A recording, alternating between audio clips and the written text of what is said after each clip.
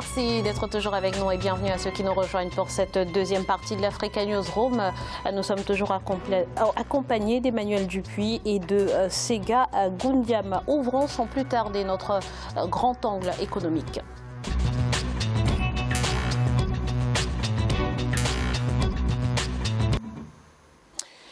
L'intégration africaine est depuis les années 1960 l'un des plus grands défis des pays africains. Comment a avancé ce chantier près de 60 ans après? Bilan et perspective dans cet élément de Corinne Kamsefehem. Le 21 mars 2018, réunis à Kigali au Rwanda, les nations africaines ont fait un pas majeur en signant l'accord sur la zone de libre-échange continentale. Une initiative parmi tant d'autres prise pour renforcer l'intégration régionale en Afrique. Si des progrès considérables dans ce sens ont depuis lors été notés dans certaines des 5 communautés économiques régionales qui forment le continent, le processus d'intégration est plus lent dans certaines sous-régions, comme c'est le cas pour la CEMAC, la communauté économique et monétaire de l'Afrique centrale. Pour le Cameroun, principal moteur de la sous-région, l'intégration régionale est plus que jamais garant de l'essor de l'économie nationale. Nous sommes heureux de voir que cette quête pour une plus grande intégration est maintenant largement partagée parce que les chefs d'État se sont prononcés, que ce soit en Guinée équatoriale, que ce soit en N'Djamena dernièrement. Ça ne va peut-être pas aussi vite qu'on le souhaiterait, mais au moins la volonté est là et nous espérons que nous allons continuer dans ce sens. Bien que les États d'Afrique centrale aient travaillé à renforcer l'intégration régionale depuis leur indépendance dans les années 60, la libre circulation des biens et des personnes au sein de l'espace communautaire n'est pas complètement effective. Certes, on note quelques acquis, comme l'accord obtenu sur la réduction des droits de douane pouvant aller jusqu'à 70% sur certains produits de base comme le sucre. De nombreuses initiatives visant à renforcer l'intégration communautaire au sein de la CEMAC sont toujours au stade embryonnaire. Bien, il faut déjà savoir que le Cameroun est extrêmement demandeur de l'intégration. On ne va pas donner les chiffres, mais vous savez, le Cameroun, c'est presque 50% du PIB de la sous-région. Ça signifie que le Cameroun a intérêt à ce que l'accélération de la circulation des hommes et des biens se fasse. À l'ère de la mondialisation, le succès de cette initiative aura une répercussion autant sur l'intégration politique et économique que sur l'architecture de paix et de sécurité du continent africain. Une intégration régionale effective garantira à l'Afrique sa place sur l'échiquier mondial. Alors, Monsieur Goundiam, on l'a vu dans le reportage, certaines sous-régions enregistrent des avancées significatives en matière d'intégration sous-régionale. D'autres régions, au contraire, semblent à la traîne. C'est le cas de la CEMAC. Qu'est-ce qui, selon vous, explique ce déséquilibre ? D'abord, je commence par le positif. En Afrique de l'Ouest, il y a une intégration qui est relativement poussée.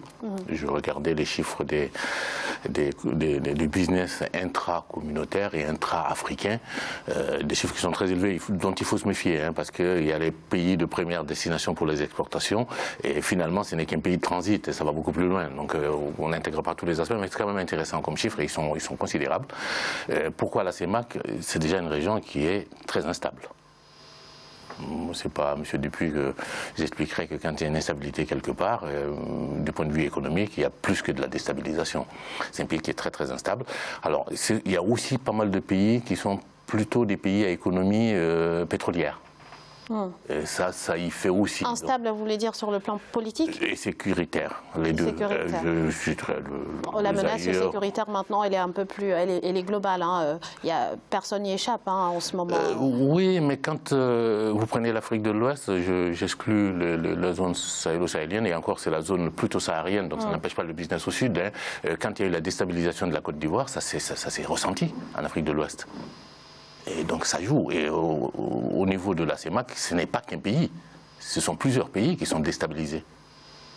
Et on commence par le Tchad, le Cameroun, le Congo, bref. Et tous ces pays sont déstabilisés. En plus, il y a effectivement cette prééminence de l'économie pétrolière qui n'est pas une économie à destination intra-africaine. Donc voilà. Monsieur Dupuis. Oui, alors moi je partage votre point de vue.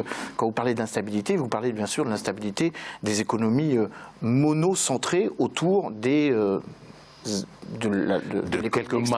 l'économie extractive, oui, avec la volatilité des prix du pétrole. à relativiser quand même, parce que le prix du baril est en train de remonter. Oui. Il est descendu à $40 en 2014, il est pratiquement à 70 $. Il est descendu entre 20 et 30 il n'y a pas longtemps. Donc ça veut dire qu'il y a sans doute des perspectives d'avenir qui sont plus réjouissantes que par le passé. Pour des pays dont la production peut compenser... Là vous parlez du niveau du PIB ou du niveau des revenus par pays, mais on n'est pas à ce moment-là dans l'intégration africaine.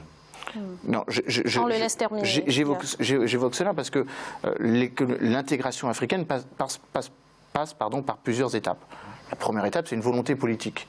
Sans doute, en zone CEMAC, il y a moins de volonté politique que dans la zone UEMOA et dans la CEDEAO. Vous l'avez évoqué, la CEDEAO, c'est 300 millions d'habitants, donc relativement peu d'habitants par rapport à l'autre zone, l'Afrique de l'Est, la COMESA, l'East African Community et la SADC, qui là regroupe le double d'habitants, avec un PIB à peu près équivalent.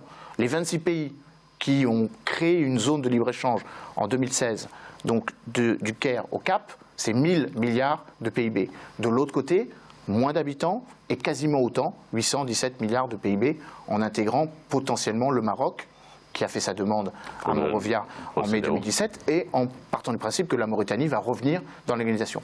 Par contre, en Afrique centrale, qui est touchée par les insécurités autant que l'Afrique de l'Ouest, je ne crois pas que le problème vienne précisément de là. D'ailleurs, il y a le cas particulier du Cameroun. C'est assez singulier que le ministre des Finances évoque l'amélioration de la situation vue de son pays, alors même que la Camerounaise, Vera Sangoué, qui a réuni la secrétaire exécutive de la Commission économique de l'Afrique, donc dans le cadre de l'ONU, a réuni depuis hier, à Marrakech, les ministres des Finances pour parler des carences d'intégration régionale.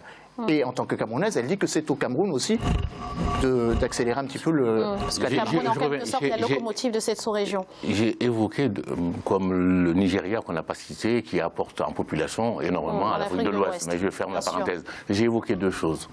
La sécurité, d'une part, et la structure de l'économie. On parle d'intégration africaine. Et dans le reportage, ils ont parlé d'aspects douaniers, d'aspects fiscaux, d'harmonisation. Il n'y a pas de besoin d'harmonisation quand l'essentiel de mon économie, ça part de la mer vers l'extérieur, vers les pays développés. C'est qui est le cas du pétrole.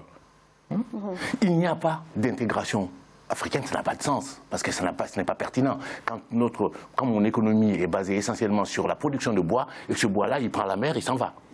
D'où l'urgence justement pour ces économies de se diversifier aujourd'hui. On est parfaitement d'accord. Ça veut dire une coordination en termes d'investissement pour éviter que chacun investisse dans son coin et dans le même domaine, ce qui n'a pas de sens, de façon à accélérer et les transferts de pays à pays, du coup obligés à gérer, à travailler, à décider quelque chose, quoi, je n'en sais rien, à décider quelque chose au niveau transfrontalier. Et c'est cette économie-là, c'est cette structure qui n'existe pas, qui existe moins en Afrique centrale. Parce que justement, leur profil, leur structure économique, leur structure des exportations, leur structure de PIB ne s'y prêtent pas aujourd'hui. Ce qui ne veut pas dire qu'on ne peut pas y faire quelque chose. Il est vrai que ces économies d'Afrique centrale sont minières, pétrolières ou même en termes d'agriculture, que ces pays produisent en quelque sorte les mêmes denrées finalement et finissent un peu comme des concurrentes. Et qui ne se consomment pas dans ces pays. Et ça ne se consomme pas là. Alors, l'autre gros défi de la zone CEMAC, c'est la libre circulation qui a pour vocation justement de redynamiser les échanges et des biens et des services entre les pays membres. Sur le papier, elle est effective. Le président Déby l'a d'ailleurs s'en est félicité il y a quelques jours. Mais qu'en est-il dans les faits? Est-ce que au jour d'aujourd'hui, les ressortissants de ces pays de la CEMAC peuvent se déplacer d'un État à l'autre sans difficulté, Monsieur Dipoli? C'est là où la question de la sécurité obère la liberté de circulation, évidente. Premièrement parce qu'il y a dans tous les pays qu'on a évoqués, vous évoquez le Tchad, on a mentionné le Cameroun, on pourrait rajouter la République centrafricaine, il y a des problèmes intranationaux et puis bien évidemment la question de la frontière, c'est un petit peu comparaison des paraisons. Quand on évoque la question migratoire en Europe, on dit que l'Europe c'est Schengen, mais il y a des problèmes à l'intérieur de Schengen aussi. Donc là aussi, il faut tenir un petit peu compte de la spécificité ou de la particularité des pays dont on parle. C'est très bien que le Déby se félicite de cela. Par contre, quand il s'agit de lutter contre les groupes armés dans son pays, la contrôle des frontières devient nettement plus effectif, notamment avec la frontière nord avec le Soudan, la frontière occidentale avec le Soudan, orientale avec le Soudan, et septentrionale avec la Libye. Maintenant, la vraie question, c'est évidemment la liberté des personnes, la liberté des biens de consommation. Je rappelle que l'objectif de Kigali en mars de l'année dernière était non seulement d'unifier les pays africains, avec là aussi une amélioration. Il n'y a que 49 des 54 pays africains qui, jusqu'à présent, ont signé le protocole de Kigali. Il n'y en a que 4 qui l'ont ratifié. Il en manque 18 pour que la zone de libre-échange continentale soit effective. Et de ce point de vue-là, il manque le Nigeria, et il manque l'Afrique du Sud, et il manque un certain nombre des poids lourds, de l'économie comme par hasard, qui font que l'intégration africaine est sans doute effective sur le papier, mais tant qu'elle n'est pas effective de manière consubstantielle, on est quand même loin de l'objectif. Pour répondre à votre question, il faut 30 jours pour dédouaner des biens de consommation qui rentrent sur le continent africain. Il n'en faut que 10 dans le continent européen. Donc tant qu'on n'aura pas jugulé ou limité ces problèmes structurels, et on pourrait parler aussi de l'investissement dans les infrastructures, pour pouvoir commercer, pour pouvoir dialoguer politiquement et donc converger aussi au niveau sécuritaire, il faut qu'il y ait une conscience commune des investissements structurels. Il y a insuffisamment d'investissements structurels en Afrique. 45 milliards d'investissements par an, il en faudrait quasiment le double pour pouvoir correspondre à l'intégration africaine, enfin intra-africaine, et faire en sorte que l'Afrique soit plus présente sur le commerce international. Je rappelle les chiffres quand même qui laissent parfois, pantois.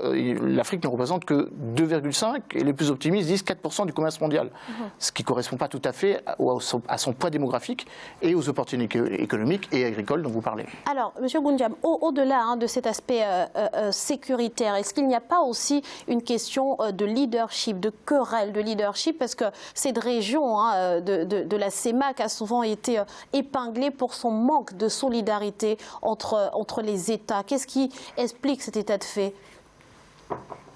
Si je vous dis des problèmes sécuritaires et de stabilité des régimes, vous me direz décidément, mais c'est exactement ça.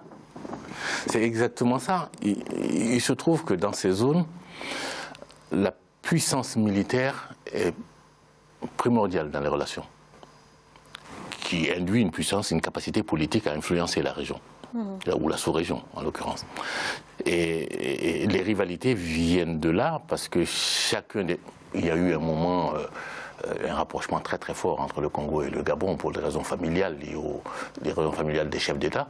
Ça s'est ressenti dans ces relations. Et dans les autres relations, il est évident que ce sont plutôt je veux contrôler le pays voisin parce qu'il a un certain nombre de ressources que je ne voudrais pas voir aller à mon concurrent d'à côté.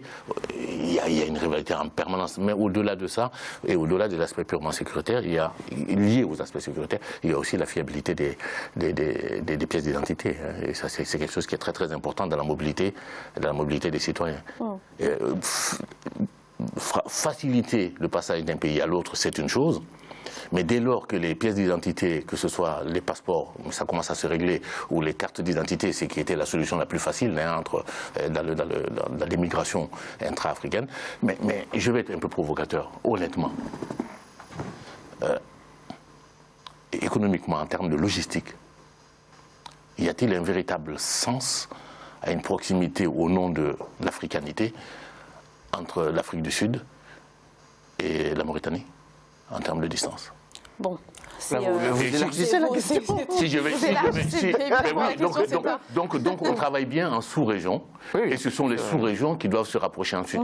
Donc c'est bien cette logique-là. Pour répondre peut-être à la question de leadership, qui est une question essentielle, la zone économique de l'Afrique centrale ou la zone politique de l'Afrique centrale, donc la logique des 8 commissions économiques régionales, et en particulier dans cette région, souffre d'une vraie illégitimité politique. Premièrement, on est dans une région qui a connu le plus de processus électoraux qui se sont suivis. Les élections nigérianes, il y a peu. Les élections camerounaises, en octobre. L'élection en RDC... Nigeria, qui est en Afrique de l'Ouest. Oui, mais qui indirectement impacte par la puissance économique Et donc on en est à la concurrence. qui irradie davantage vers l'Afrique centrale que, à mon avis, vers l'Afrique de l'Ouest, pour des raisons de concurrence aussi avec d'autres puissances économiques, notamment le Maroc ou le Sénégal, dans cette logique de cette approche territoriale. Moi, je suis partisan de redéfinir les zones économiques. Le Nigeria est autant une puissance économique Afrique de l'Ouest que de l'Afrique centrale, par l'impact de la présence des réfugiés camerounais, par l'impact sécuritaire où Boko Haram agit autant en Afrique de l'Ouest, donc impactant la sécurité du Niger, du Tchad, que celle du Nigeria et celle du Cameroun. Enfin, au Cameroun, Nigeria, Cameroun et République centrafricaine. Mais le processus est quand même basé sur le fait qu'il y a une désincarnation du leadership politique. Le président, depuis 2015, de la communauté économique de l'Afrique centrale, c'est le président Ali Bongo. Or, il me semble qu'Ali Bongo n'est pas tout à fait suffisamment présent, premièrement parce qu'il y a des problèmes internes et des problèmes de santé, pour incarner ce leadership politique. Le dernier sommet de Lomé a montré qu'il y a là aussi peut-être un dissensus, un hiatus qui est en train de se créer entre l'approche régionale, l'intégration régionale qui se fait plus rapidement dans la zone monétaire UEMOA au CEDEAO qu'en Afrique centrale. Et puis bien évidemment, la question de l'instabilité qui est en train de se régler en RDC a évidemment eu un impact sur cette crédibilité de l'intégration régionale. Je vous laisse poser votre question. Très rapidement, allez-y. Parce que vous croyez que la présidence d'une sous-région donne un leadership ? Ali Bongo, même s'il n'avait pas eu son accident... Tout dépend de ce que vous faites de votre présidence. Mais, et tout dépend certainement aussi de la volonté des autres, chefs d'État, tout ça pour membres dire, pour revenir à ce que je disais l'organisation. avant, le leadership n'est pas la présidence tournante. Le leadership, il est d'abord économique, militaire, puis politique. Alors, messieurs, la 14e session ordinaire des chefs d'État donc de la CEMAC est prévue les 24 et 25 mars prochains. La question du financement de l'institution sera au centre des débats. Jusqu'ici, la commission de la CEMAC peine à recouvrer le TCI avec un taux de recouvrement de seulement 15% en 2018. Monsieur Goundjam, que faut-il faire finalement pour que les États honorent leurs engagements ? Il faut que les États aient un intérêt à honorer leurs engagements et que la sous-structure fonctionne. Je paye pour ce qui me profite. Pour ce qui a quelque chose d'inefficace, je ne paye pas. Vous êtes de cet avis, monsieur Dupuy ? D'évidence, oui. Il faut qu'il y ait davantage de solidarité. Et la solidarité passe par la solidarité financière, avant tout. Maintenant, pour répondre à votre question de manière plus précise, que faut-il pour essayer de recouvrer un financement endogène et ne pas dépendre des financements exogènes ? C'est à peu près la même question qui se pose au niveau de l'Union africaine. L'ancienne, à l'Union africaine bien sûr. Pour rappel, 75% du financement, du budget de fonctionnement de l'Union africaine vient de bailleurs de fonds extérieurs, très lointains, ou ceux du continent voisin, enfin des deux continents voisins, asiatique, proche-oriental et singulièrement de l'Union européenne. Donc la première chose, c'est davantage de solidarité. Ça veut dire qu'il faut qu'il y ait un intérêt à ce que les chefs d'État et de gouvernement trouvent que l'approche régionale, qui est conforme à l'agenda de l'Union africaine à l'horizon 2063 ou celui de l'agenda 2030, trouve un intérêt. Donc, dans la logique des objectifs ex-millénaires, et donc dans la perspective... Ils ont visiblement trouvé cet intérêt, ils n'ont cessé de vanter les mérites, justement, les bienfaits de l'intégration régionale. Sur le papier, oui, mais l'intégration régionale, et c'est ce dont il s'est agi, ou qui est encore en train de discuter à Marrakech, et ce qui va être évoqué à l'occasion de la prochaine réunion donc des ministres, enfin des présidents, enfin des représentants de la CEMAC, c'est qu'il y a une intégration régionale qui se fait à vitesse séquencée. Il y a des régions qui sont beaucoup plus intégrées et il y a même, et c'est une nouveauté... Mais pourquoi ça marche justement dans les autres régions? Pourquoi ça fonctionne en Afrique de l'Ouest? Pourquoi ça fonctionne en Afrique de l'Est? Et pourquoi ça ne fonctionne pas en Afrique centrale? Alors, la question de la sécurité, de nouveau, peut être un facteur d'accélération. Vous avez dit tout à l'heure que le problème sécuritaire aujourd'hui concerne un petit peu toute l'Afrique. Je pense qu'au-delà de ça, il y a vraiment l'Afrique de l'Ouest, en tout cas. J'ai dit qu'il concerne l'Afrique de l'Ouest et qu'il concerne l'Afrique centrale, et moins d'autres parties de l'Afrique. Non, pas tout à fait de la même façon. Encore une fois, pour vivre en particulier en Afrique de l'Ouest et dans un certain nombre de pays d'Afrique de l'Ouest, le problème sécuritaire qui se pose en Afrique de l'Ouest, sauf quelques exceptions, ça se situe dans une zone bien particulière qui, du point de vue économique, n'est pas la zone la plus dynamique. Donc vous pensez au Sahel? Au Sahara et au tout début de la zone centre. Ce n'est pas la zone la plus utile économiquement, ça n'empêche pas le business de fonctionner. Il se trouve que dans les pays de la CEMAC, ça se passe au cœur des pays. On prend la Centrafrique, ils comprennent un certain temps la République Congo-Brazza, ou comprennent le Gabon, ça commence. Il n'y a qu'à voir l'affolement qu'ont les gens à vendre leurs biens pour essayer de s'échapper d'une éventuelle crise de régime. Il y a un certain nombre de choses qui se passent très très mal. Mais on peut aller au-delà. L'aspect stabilité a une très grande importance. L'Afrique de l'Ouest a été déstabilisée par la crise en Côte d'Ivoire. Dès que cette crise est à peu près résorbée, c'est reparti. Et pendant toute cette période, les circuits, en particulier les pays qui sont complètement enclavés, comme le Burkina, comme le Mali et le Niger, ces pays-là ont dérouté tout ce qui se passait par la Côte d'Ivoire, ils l'ont dérouté vers d'autres pays grâce à l'intégration ouest-africaine, comme le Bénin, comme le Togo, voire le Ghana. Et cette possibilité a existé. Alors, les étendues ne sont pas les mêmes non plus en Afrique de l'Ouest. En plus, l'Afrique centrale a un autre problème.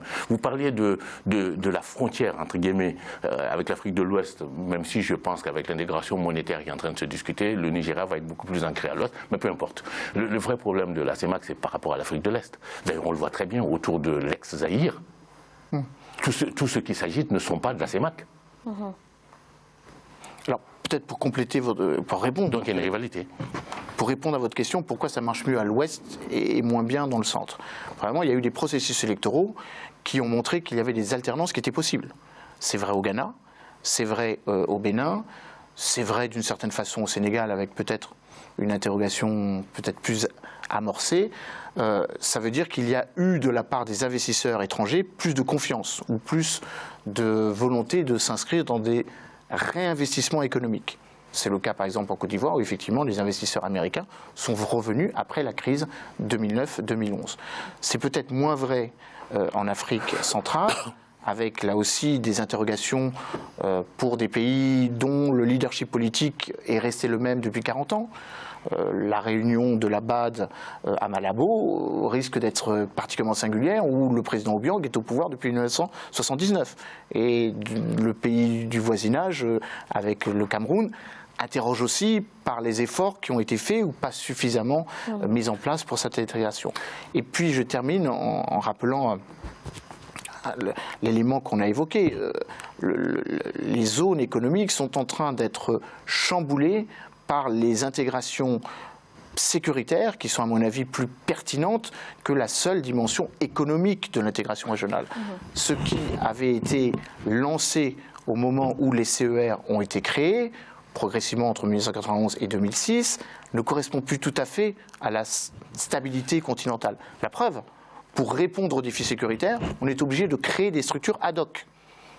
La force multinationale mixte pour lutter contre Boko Haram, le G5 pour lutter contre les groupes armés terroristes dans le Sahel. Je crois qu'on n'a pas la même vision de l'intégration. Encore une fois, on parle d'intégration.